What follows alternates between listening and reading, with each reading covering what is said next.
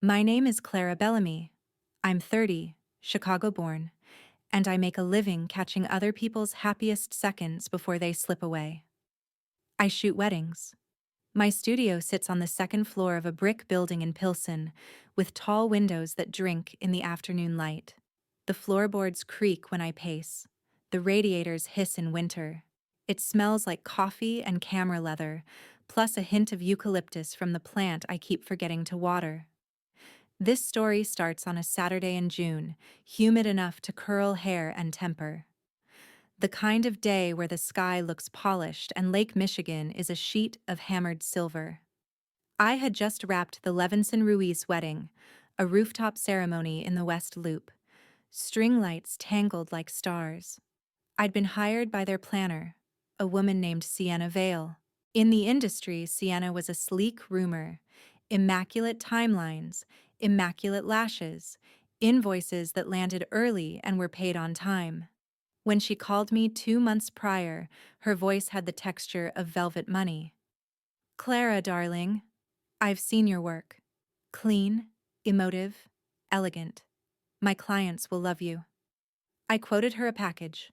Coverage, second shooter, next day sneak peeks, full album in 4 weeks. "Perfect," she said. "Send the contract. I'll handle everything." We signed. She sent a deposit. The rest was due within 7 days of delivery. Standard. The wedding itself was a dream. The couple was kind and goofy. The bride's father cried twice. Once during the first look. Once when his daughter toasted her parents for letting her be loud, creative, and impossibly herself. The sunset burned orange behind the skyline. A helicopter cut a dramatic V across the clouds as they kissed, and I got it. The shot. The one that makes you gasp when you scroll. On Monday morning, I edited like a woman possessed. Coffee, headphones, 1,000 tiny decisions per minute until the images clicked into a story. By Wednesday, I delivered the sneak peeks, 20 photos polished to a mirror sheen. Sienna texted 5 minutes later. "Stunning. You're a magician." Star emoji, champagne emoji. I smiled and got back to work. Flattery is nice, payment is nicer. 4 weeks later, I sent the full album, 812 images, plus the invoice. Net 7, I wrote, "Appreciate you." I rolled out my yoga mat on the studio floor and did a clumsy forward fold. I was doing a lot of stretching those days. Back pain, worry pain, the pain of being a freelancer who has to ask to be paid for making art. 7 days passed, no payment. On day 8, I sent a polite nudge. "Hey Sienna, just checking in on the remaining balance for Levinson Ruiz. Hope you're well." 2 hours later, the 3 dots pulsed, then stopped. Then pulsed again. Finally, a reply. "Hi Clara, we've had some unexpected expenses on our end. The couple wasn't fully satisfied with the decor vendor, so we're rearranging internally. I'll need a little time." I stared at my phone. I reread the sentence 3 times. "The decor vendor?" I typed. Deleted. Typed again. "Totally understand budgets get tricky. Just to confirm, my contract is with you, and payment isn't contingent on other vendors. When can I expect the remainder? Dot. Dot. Dot. Let's say, end of the month." It was the 3rd. I swallowed my frustration like a vitamin I didn't believe in. Sure, end of the month works. The end of the month came and went. I sent another email, another text. Gentle reminder.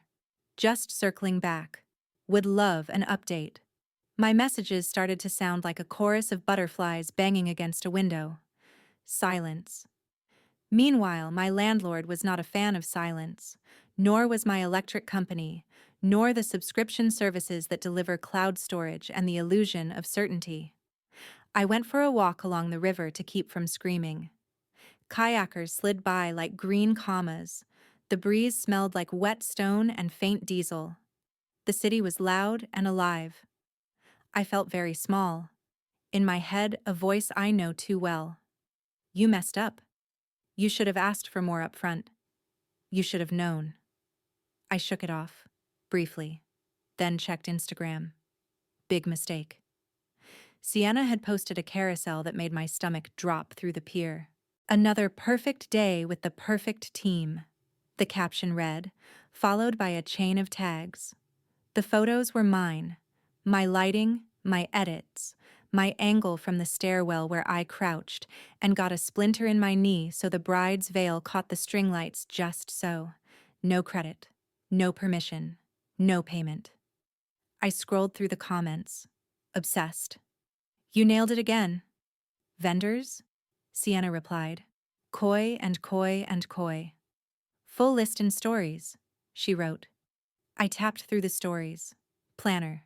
At Sienna Vale Events Florist. At Petal and Pine Catering. At Fork and Flame Photography. A blank. Then more photos.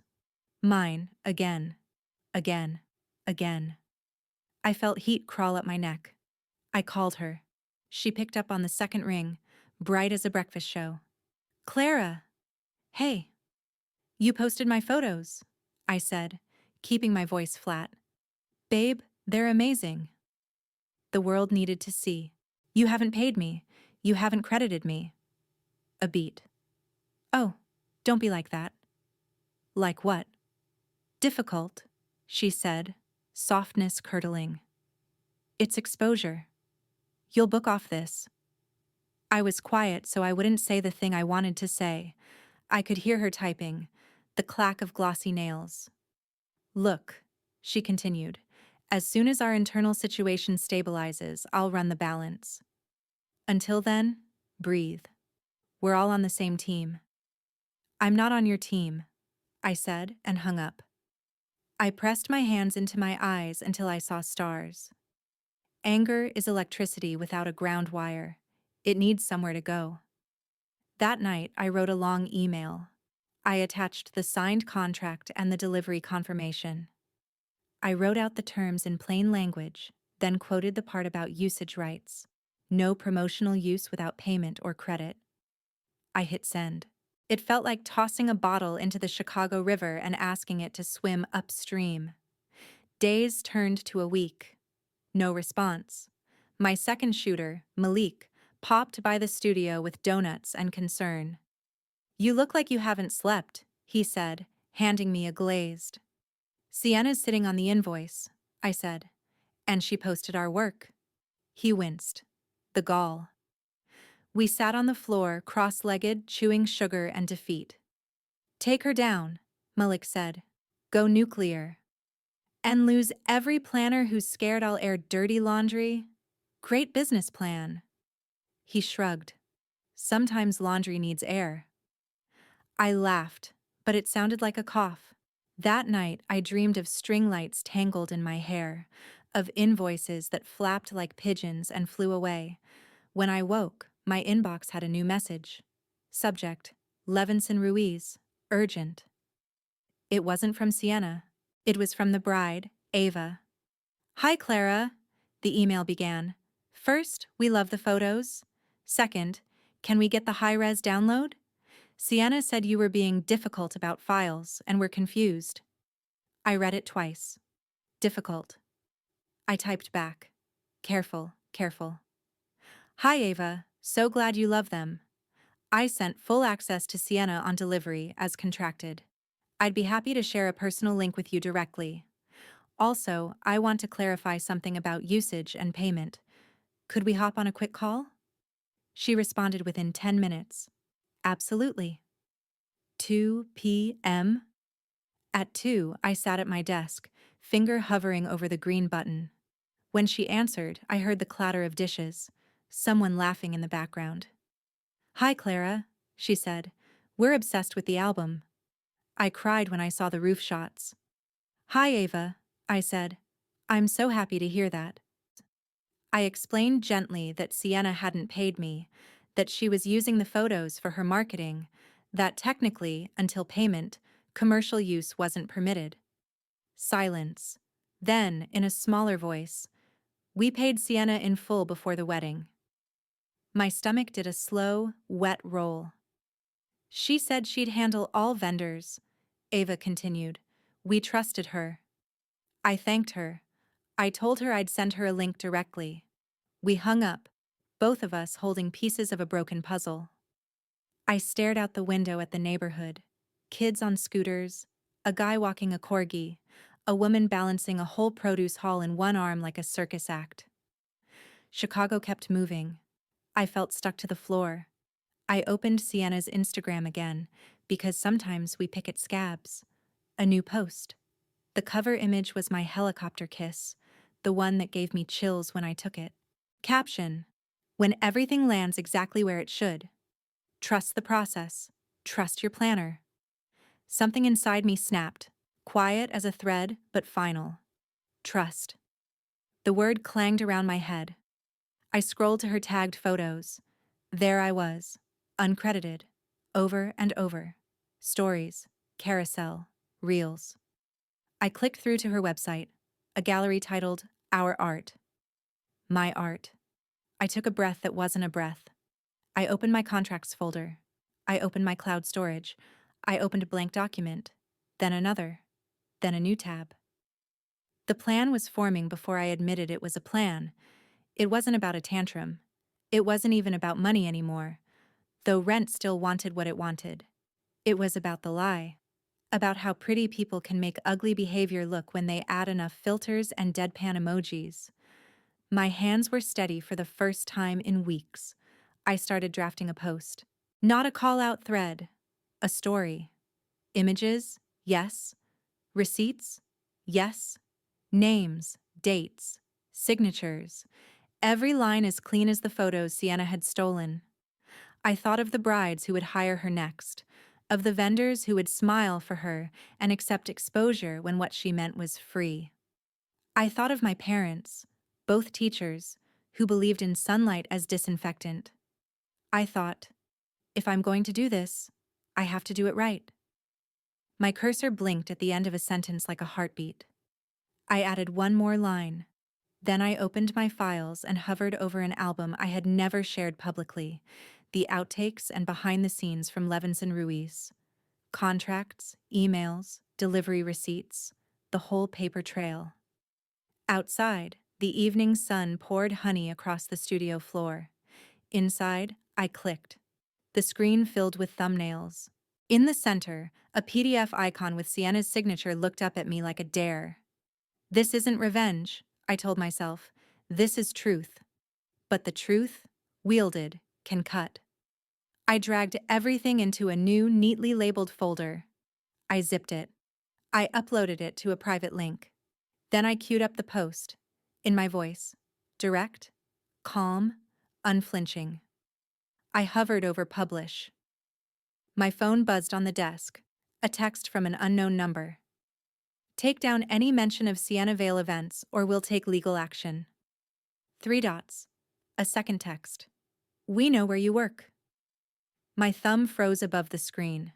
My heart kicked the inside of my ribs like a trapped animal. The cursor in my draft kept blinking, steady as a metronome. I looked at the window, at my plant, at the soft stack of photo albums waiting for pickup. I inhaled. I exhaled. And I made a choice. The text glared back at me. We know where you work. For a moment, the whole studio tilted. My desk, my chair, the plant leaning toward the light. It all looked like scenery I might never see again. I dropped my phone onto the table like it was hot. Who even sends something like that? I forced myself to breathe, to think. It could have been an empty threat, a bluff, or maybe Sienna herself, trying to spook me before I could press publish. But fear works fast. It slithered up my spine, curled in my stomach. I whispered to the empty room, am I really about to go to war with a wedding planner? The answer came back, clear and quiet. Yes. I called Malik. He picked up on the first ring. Tell me you ordered pizza, he said. Not pizza, I said. A death threat. He stopped joking. Explain. I read him the texts.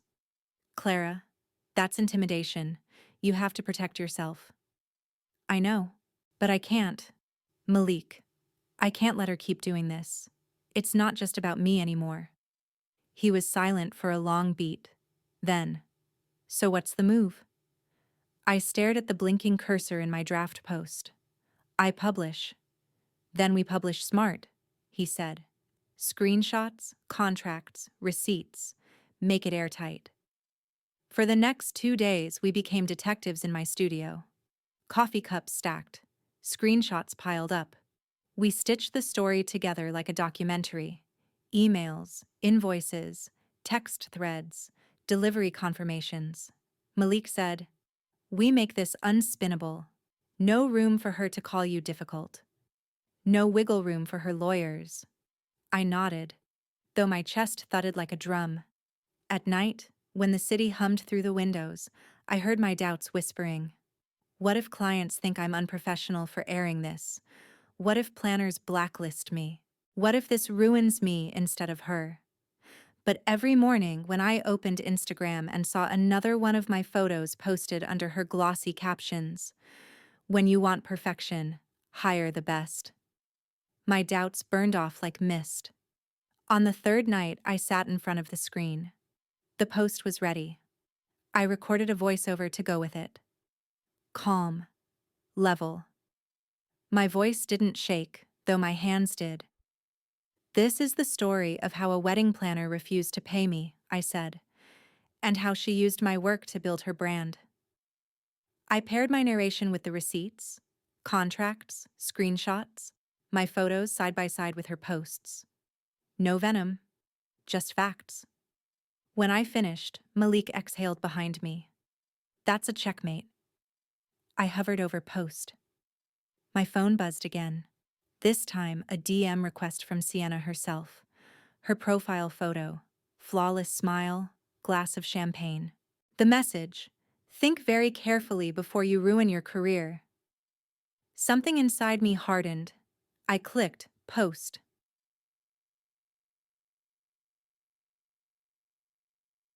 The video went live at 8:43 p.m. on a Thursday. By 9:15, my phone was buzzing nonstop. Comments flooded in. Unbelievable. This happened to my florist friend too. Name names, girl. Vendors started tagging each other, sharing their own stories. A DJ. She still owes me from last fall. A hairstylist.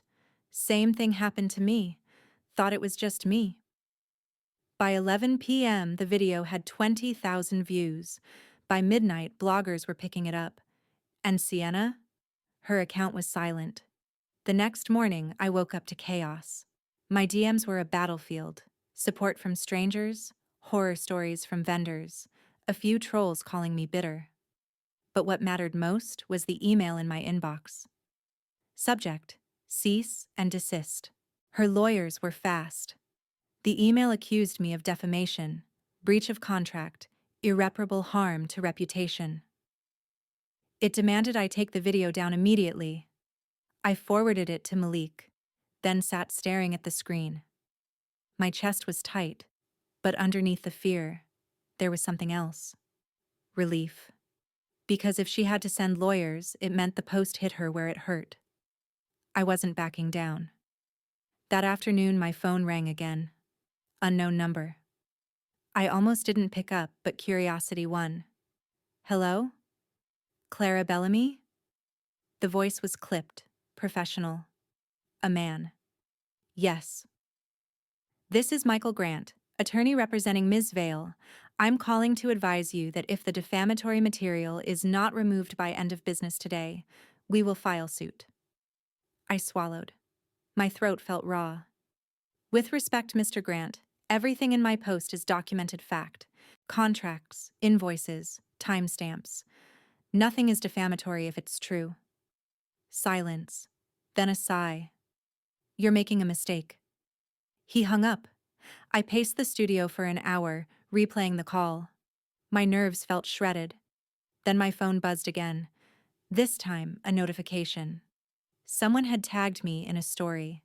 It was Ava, the bride.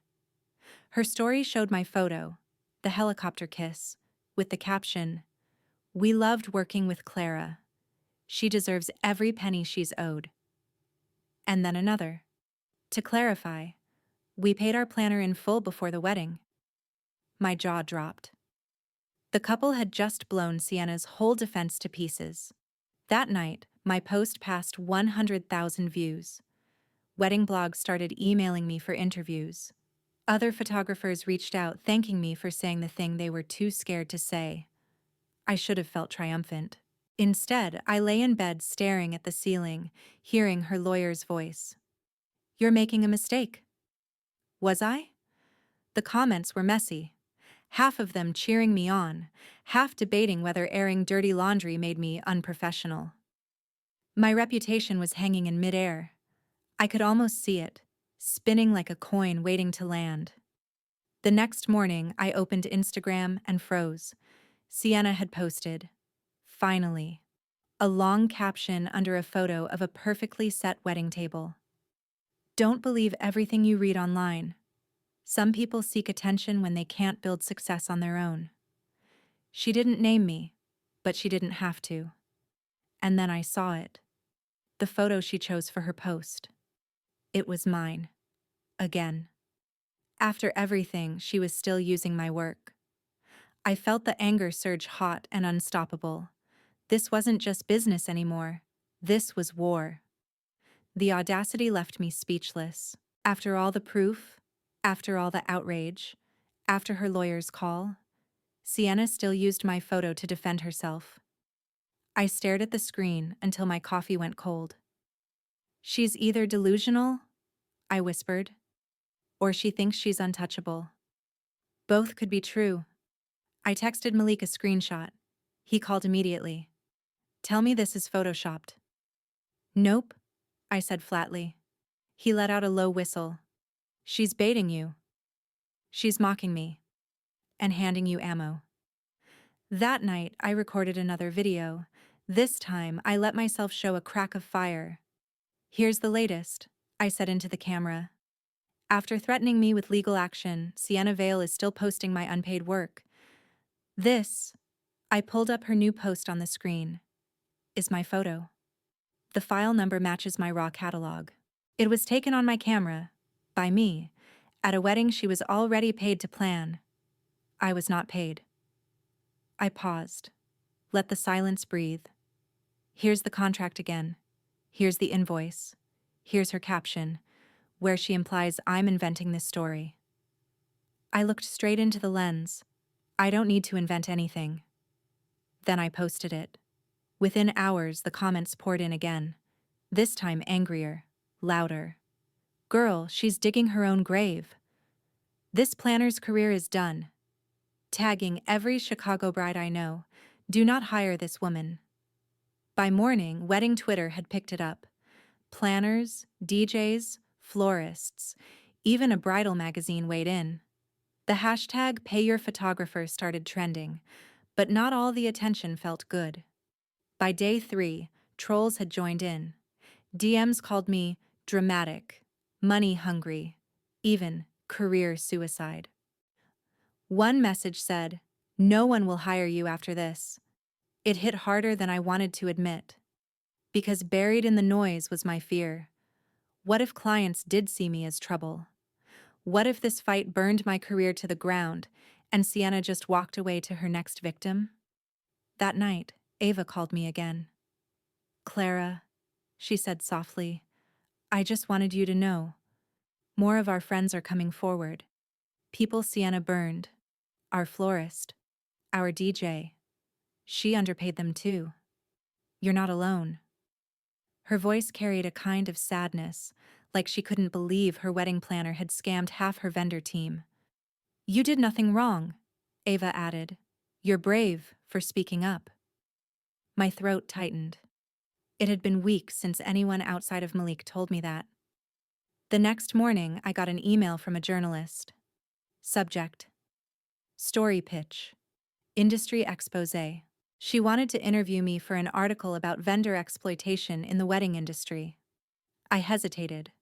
A blog post was one thing. A full article in a lifestyle magazine?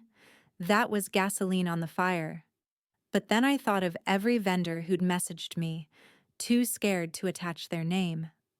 I wrote back, "Yes, let's talk." The interview went live a week later. The headline screamed, "The Planner Who Didn't Pay: How One Photographer Sparked a Movement." They didn't just print my story, they included anonymous quotes from 3 other vendors Sienna had stiffed. By noon, her name was everywhere. By evening, her company's Google reviews were flooded with warnings. By the weekend, her business page vanished. But Sienna wasn't gone. She rebranded. New logo, new Instagram handle, same smile. Her captions dripped with faux inspiration. Every ending is a new beginning. Resilience is the ultimate luxury. And sure enough, she was booking again. Out-of-state weddings, small jobs, clients who hadn't seen the storm. I felt rage spike through my chest. You can't just start over after wrecking people's lives, I said to my reflection. But maybe she could, if I didn't push harder. That's when I made the decision. The post wasn't enough. The article wasn't enough. If Sienna could slip into a new dress and walk away clean, then this wasn't justice. I wanted justice. So I went back into my files, the unreleased album, the behind-the-scenes shots, the signed contracts, and I started building something bigger. Not just a post, not just a thread, a full release. Photos, documents, receipts, everything. The whole truth, uncut. But the deeper I went, the more I realized how dangerous this was becoming. If she had already threatened me with lawyers once, what would happen if I dropped everything? Would she sue? Smear me harder? Or worse? What if those "we know where you work" texts weren't just words? For the first time, I considered calling the police. But before I could, my phone buzzed. It was Malik, his voice urgent. "Clara, you need to see this. Check the industry Facebook group." Now I pulled it up, heart thudding. There, pinned at the top, was a screenshot of an anonymous post. The caption read, "Photographers like Clara Bellamy are the reason clients can't trust vendors. Don't hire her, she'll destroy you online if you sneeze wrong."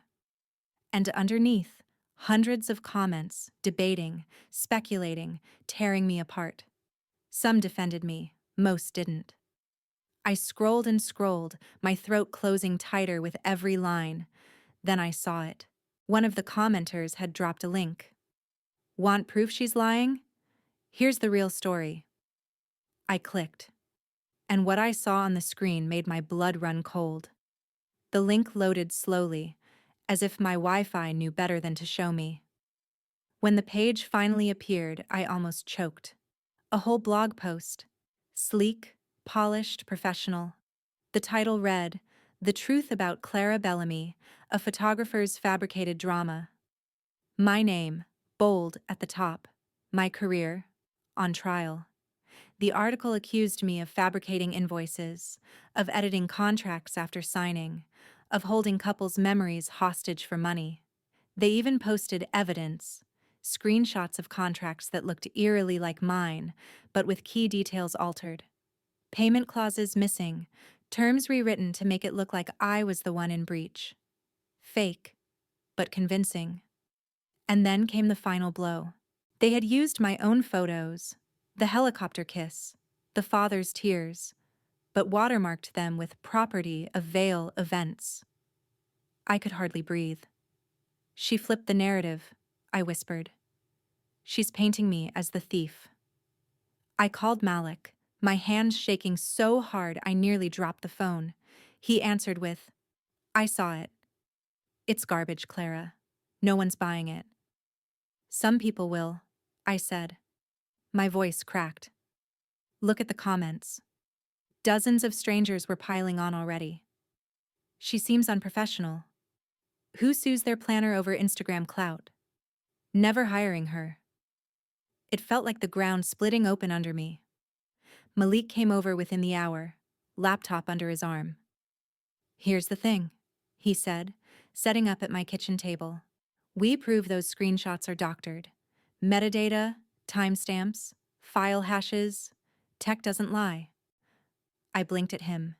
You know how to do that? He grinned grimly. I used to freelance in IT before photography. Let me at it. For the next few hours, my apartment turned into a command center. Malik cross-checked the fake contracts against my originals, pulling up hidden properties, creation dates, edit histories. They're sloppy, he said, pointing to the screen. See here? This contract was created last week, not 2 months ago, like she claims. Amateur hour. Hope flickered in my chest. We can prove it? I asked. Oh, we can prove it. But proof wasn't enough. Not anymore. Sienna had escalated this from silence and intimidation to full-blown character assassination. If I didn't answer, people might believe her version. I opened my notes app and started drafting again. This time, not just a post, not just screenshots, a full album. The unreleased album, raw behind-the-scenes shots, screenshots of payment confirmations from the couple to her, contracts with signatures, unaltered, time-stamped. I wasn't just going to defend myself, I was going to dismantle her entire facade. By midnight, I had a draft ready. Title: Receipts, the real story of Sienna Vale. I layered the evidence like chapters, clean, calm, undeniable. At the end, I added one final page, a side-by-side comparison of her doctored contract versus my real one, highlighted in yellow the clauses she had cut. I sat back, staring at the folder. My finger hovered over publish. But my stomach nodded. Once I do this, there's no undoing, I said aloud. Malik looked at me, his face serious.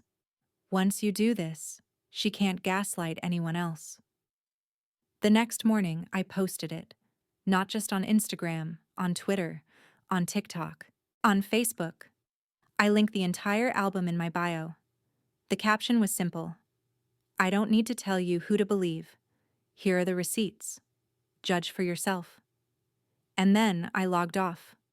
I turned off my phone, closed my laptop, went outside. Chicago was alive with its usual noise, horns, bikes, kids playing on sidewalks. I sat at a cafe with a coffee I couldn't taste and a croissant I didn't eat, waiting for the internet to decide my fate. When I finally powered my phone back on that evening, it nearly exploded with notifications, thousands of shares, comments flooding in faster than I could scroll. But this time, the tide had turned. Wow, she really tried to fake contracts? These receipts are ironclad. Vale Events is done. Blacklisted. And then came the hashtags. Receipts don't lie. Pay your vendors. Justice for Clara. It wasn't just vendors anymore. Brides-to-be were chiming in, tagging each other, warning each other. My DMs filled with thank yous from strangers. You saved me from hiring her. She did this to my cousin's florist. Thank you for speaking out. For the first time in weeks, I felt my lungs expand fully. I wasn't crazy. I wasn't alone. But victory is never that clean. Because the very next morning, I woke to an email from a journalist. Clara, I'm writing a follow-up to the exposé. Would you like to comment on Sienna Vale filing a lawsuit against you for defamation? Court documents show she filed yesterday. My coffee cup nearly slipped from my hands. She was suing me. The post hadn't destroyed her. It had cornered her. And now, she was coming out swinging. I sat frozen at my kitchen table, the email glowing on the screen. Filed yesterday. The words hit like a punch. She wasn't bluffing anymore. I called Malik first. She's suing me, I said, voice raw. He didn't even pause. Of course she is. She's desperate. Malik, this isn't just internet drama anymore. Court? Lawyers? I can't afford this. His voice softened. Hey, you've got truth on your side, and truth has a way of paying for itself. Easy for him to say. Rent was due. My savings weren't built for lawsuits. By noon, the court filing was all over Twitter. Someone had pulled it from public records. Vale Events versus Clara Bellamy. The comments were a circus. She's toast. Lawyer's gonna eat her alive. Clara, we're behind you. It felt like standing on a stage in front of a crowd I never asked for, waiting for the first tomato to fly. That night, I called my parents. Dad listened in silence as I explained. Mom gasped at every detail, whispering, "Unbelievable." Finally, Dad said, "Do you have a lawyer?" "No," I admitted. "I don't even know where to start." "You'll find one," he said firmly. "And Clara? You did the right thing. Don't let fear rewrite that." But after we hung up, I lay awake in the dark, staring at the ceiling, wondering if the right thing would bankrupt me. The next morning, my inbox held something new.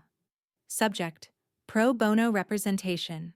A woman named Dana, an attorney specializing in creative rights, had seen my post. "I believe you have a strong case," she wrote. "If you're open to it, I'd like to represent you." No cost. I read it 3 times, hardly believing. Pro bono. My knees went weak with relief. When I met Dana in her Loop office, she greeted me with a handshake like steel and a smile like she'd already won. "Clara, I've read everything. Your contracts are airtight. Her altered documents won't stand up in court. If anything, she's exposed herself to fraud charges." Hearing it from her lips was like someone handing me oxygen. "But," Dana continued, "she's counting on the process itself to break you. Lawsuits drag. They drain. She's betting you'll fold." "I won't," I said, surprising myself with the firmness in my voice. Dana smiled. "Good. Because if we play this right, this doesn't just end her career. It sets a precedent." The weeks that followed blurred into depositions, filings, strategy sessions. Sienna doubled down, denying everything, painting herself as the victim of a social media witch hunt. But every claim she made, we dismantled with receipts. Each time Dana slid another document across the table, time-stamped contracts, untouched metadata, I felt a spark of power return. Meanwhile, online, the storm only grew. Number sign, Justice for Clara, trended again when a bridal podcast covered the case. Other vendors started tagging their own horror stories, pulling the curtain back on how often planners exploited them. It wasn't just about me anymore. It was a movement. But movements don't pay bills. Bookings slowed. Couples were wary of the drama. I smiled through calls, but I could hear hesitation in their voices. "She's the one suing the planner, right?" Every inquiry felt like a test. At night, doubt gnawed at me. What if this fight wins justice, but costs me my career? One evening, as I was leaving the studio, I noticed an envelope taped to the door. No postage, no return address. Inside was a single sheet of paper, typed. "Drop the case. Last warning." My stomach flipped.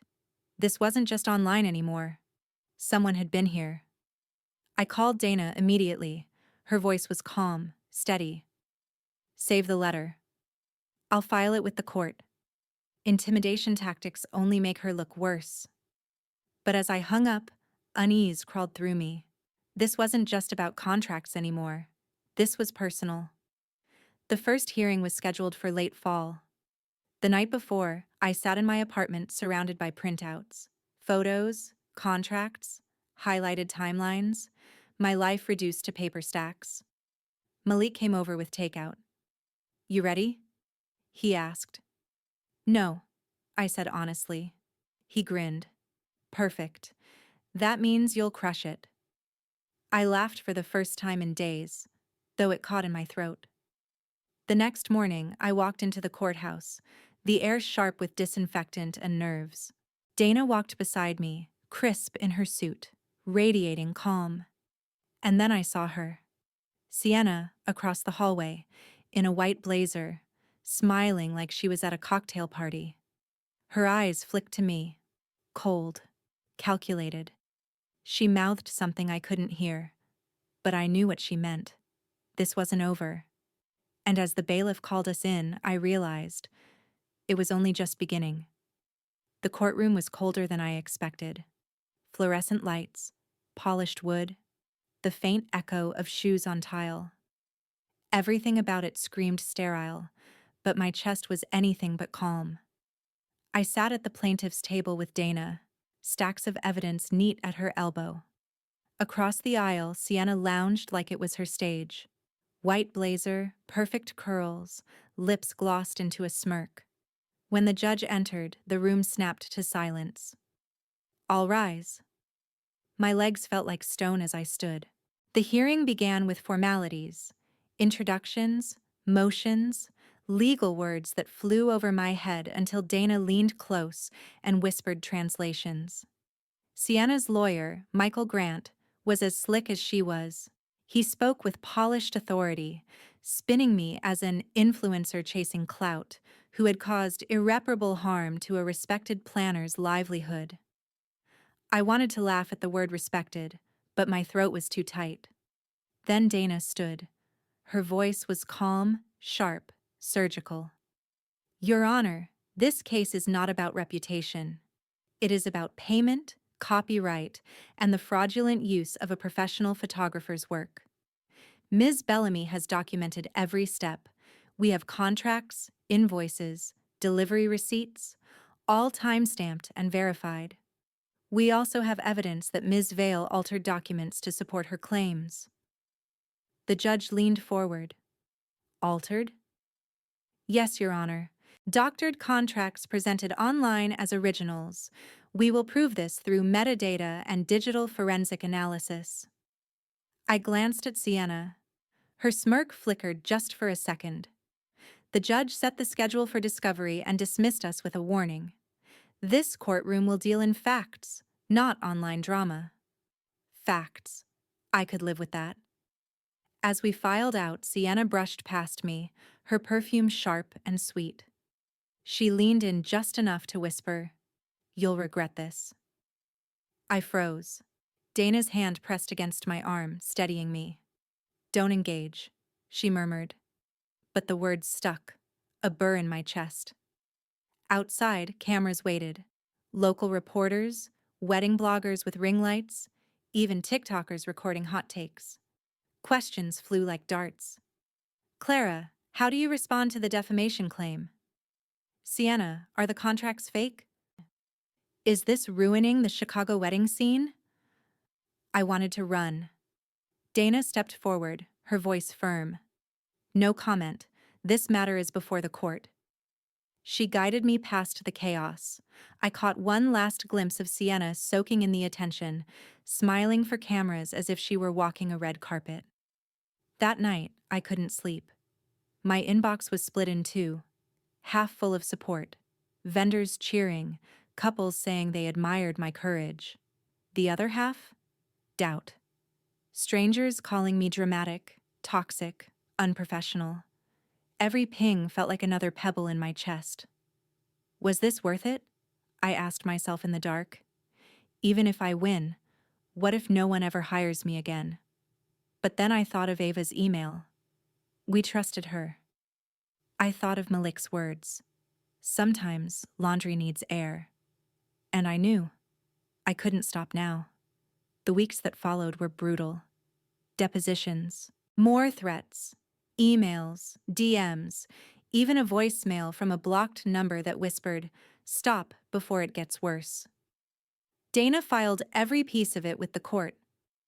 Pattern of intimidation, she said. But each time, my stomach knotted tighter. Malik kept me grounded. He'd swing by the studio with pizza, drag me out to walk by the lake, remind me to breathe. "You're not just fighting her," he said once. "You're fighting every planner who thinks they can get away with this." I clung to that. Then came the bombshell. One of the vendors who had worked with Sienna, the florist Lily, reached out. "She owes me thousands," Lily said over coffee, her hands trembling. I was scared to speak up. "But after seeing your post, I want in." She showed me her own receipts, contracts, invoices, texts from Sienna full of excuses and half-promises. The pattern was undeniable. We weren't just building a defense anymore. We were building a case. Dana's eyes lit up when I handed her Lily's folder. "This," she said, "changes everything." "Because it's not just me?" "Exactly. The court can ignore a he said, she said. But a pattern? Multiple victims? That's a fraud case." She leaned back, a rare smile breaking through. "Clara, this could sink her completely." For the first time in months, hope bloomed in my chest. But hope is fragile. Because 2 nights later, I came home to find my studio door cracked open. Inside, chaos. Files scattered, drawers dumped, hard drives missing. My cameras were untouched. But the folder with Lily's evidence? Gone. My knees buckled. My breath came shallow. On the wall, in black marker, 3 words were scrawled across the plaster. "Stop or else." The words on my studio wall burned into me. Stop or else. I stood frozen, my bag still slung over my shoulder, my pulse roaring in my ears. This wasn't a DM. This wasn't an empty threat. Someone had been inside my space. I fumbled for my phone and dialed 911 with trembling fingers. The police came, took photos, dusted for prints. They asked me if anything valuable was missing. "My cameras are fine," I said, my voice hollow. "But my files. Hard drives, contracts, evidence." The officer's pen paused. "Evidence?" I hesitated. How much did I even say? "It's part of a lawsuit," I murmured. "Against a wedding planner." The officer gave me a look that said he'd heard crazier. "We'll file the report. But without cameras or witnesses, it'll be tough." Tough. That word sat like lead in my gut. When I told Dana, her jaw tightened. "This isn't just intimidation anymore. This is tampering. We'll notify the court immediately." "But the drives," I said, panic creeping in. "What if she uses them? What if she twists them?" Dana leaned across the table, her eyes sharp. "Clara, you still have backups, yes?" "Yes. Cloud storage." "Then breathe. She can't erase the truth." I tried to believe her. But the fear stuck. For the first time, I didn't feel safe in my own studio. I started locking the door twice, checking the windows, sleeping with my phone under my pillow. Malik insisted on walking me home after late edits. "This is insane," he muttered one night. "She's not just a scammer. She's dangerous." I didn't disagree.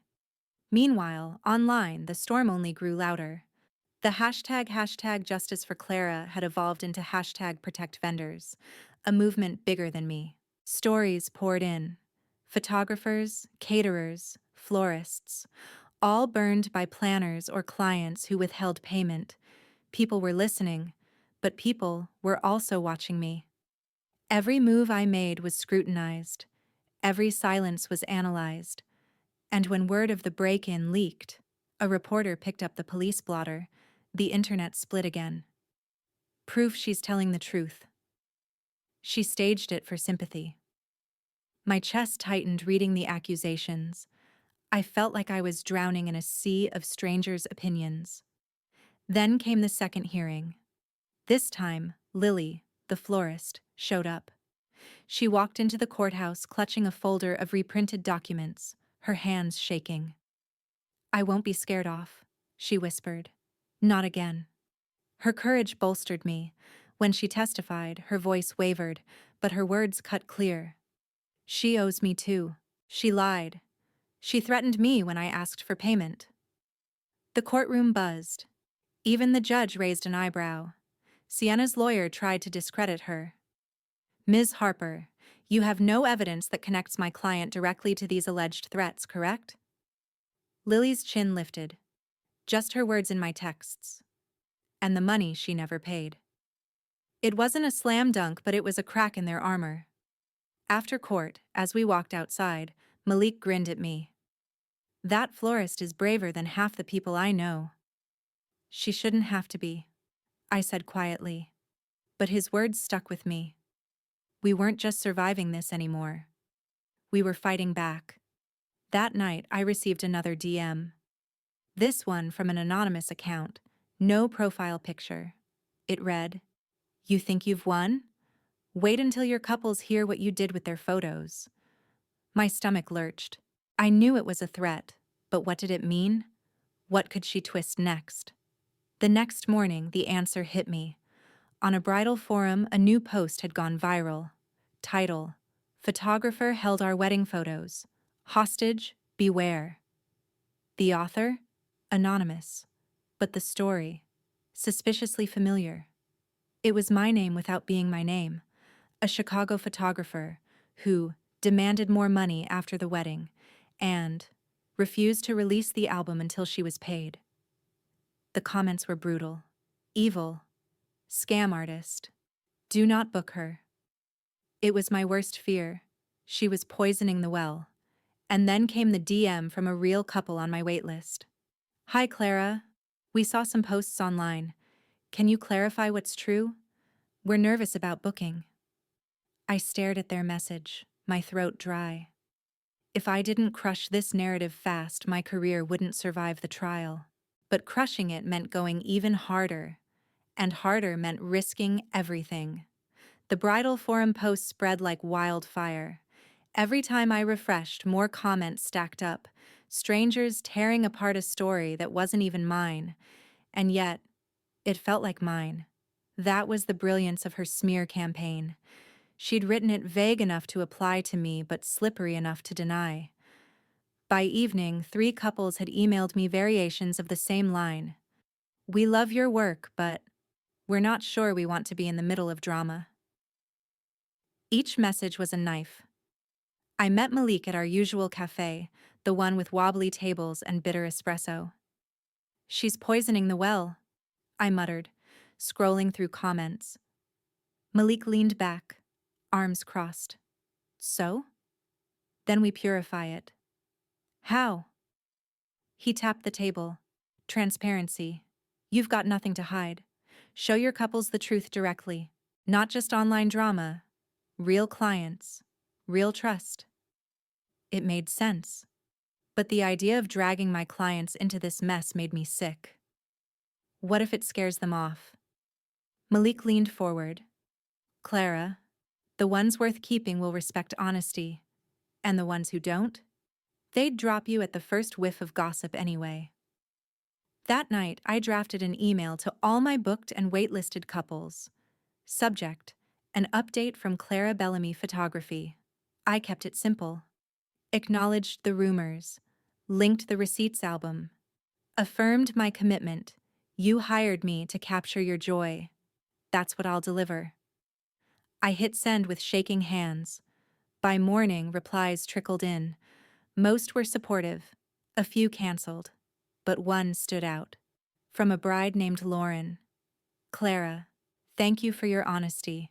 We almost believed the rumors. Then we read your receipts. You've got us for life." I exhaled for the first time in days. The trial loomed closer.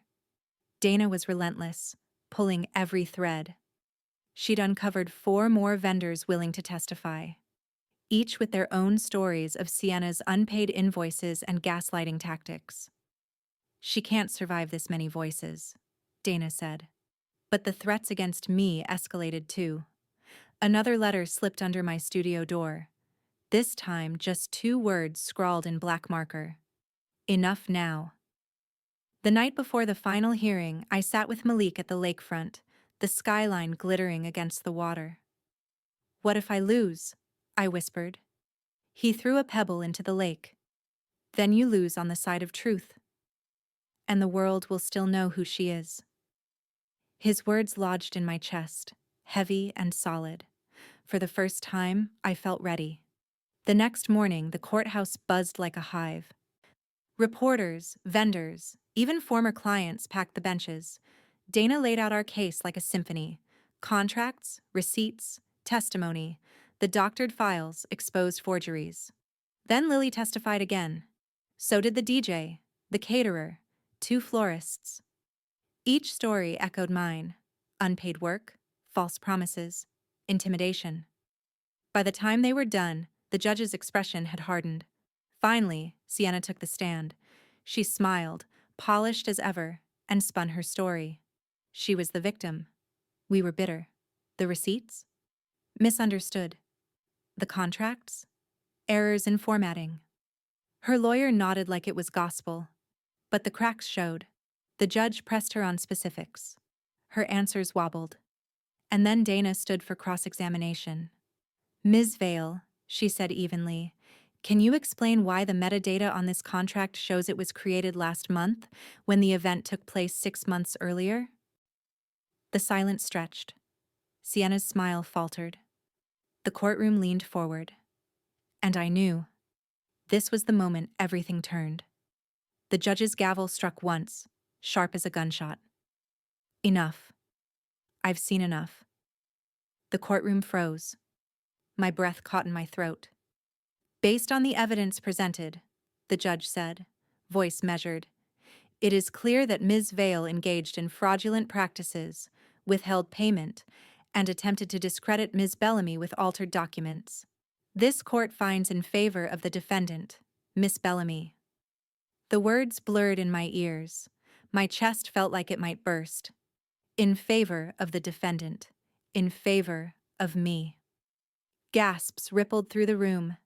Vendors hugged each other. Malik slapped my shoulder so hard I almost tipped over. Across the aisle, Sienna's face cracked, just for a second. Her smile dropped, her eyes flashed pure venom. Then she gathered her papers, lifted her chin, and stormed out. But the damage was done. Outside the courthouse, cameras swarmed. Reporters shouted questions. Clara, what's next for you? Do you feel vindicated? What do you say to others facing exploitation? I looked straight at the cameras, my voice steadier than I expected. I say this: artists deserve to be paid. Vendors deserve respect. Don't let fear or intimidation keep you silent. Tell the truth, even if your voice shakes. It wasn't just my story anymore. It was everyone's. Over the following weeks, the fallout was swift. Sienna's business license was suspended pending investigation. Her rebranded accounts vanished. Industry groups blacklisted her. Vendors whispered relief. She can't hurt anyone else. Meanwhile, my inbox filled with something I hadn't seen in months. New bookings. Couples who said they admired my courage. Vendors who wanted to collaborate. My name wasn't just tied to drama anymore. It was tied to change. One evening, Malik and I sat back at the lakefront, the city lights shimmering. You turned the worst betrayal of your career into the best thing that ever happened to it, he said. I smiled, finally able to mean it. It's not just a win for me. It's a warning to anyone who thinks they can steal from us and get away with it. He grinned. Clara Bellamy, photographer, whistleblower, professional dragon slayer. I laughed, the sound carrying across the water. Looking back, I know this. Sienna thought she could silence me. She thought fear would keep me small. But fear can be fuel. And when you tell the truth loudly enough, even the prettiest lies collapse under their own weight. That day in court wasn't just my victory. It was proof that humiliation doesn't have to end you. It can define you, rebuild you, even set you free.